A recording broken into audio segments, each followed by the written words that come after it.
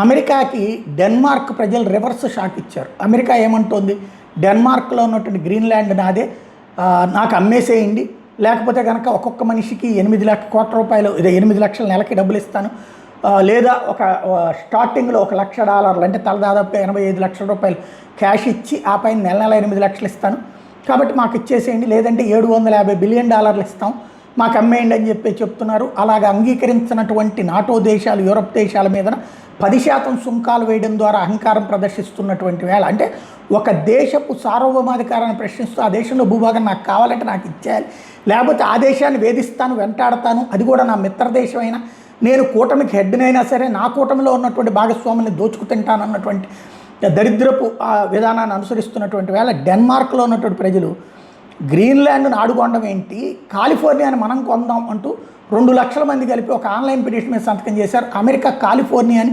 డెన్మార్క్కి అమ్మేయాలి అని. ఇప్పుడు అది సిగ్గుపడతాడా, ట్రంప్ ఆగ్రహిస్తాడా చూడాల్సి ఉంది.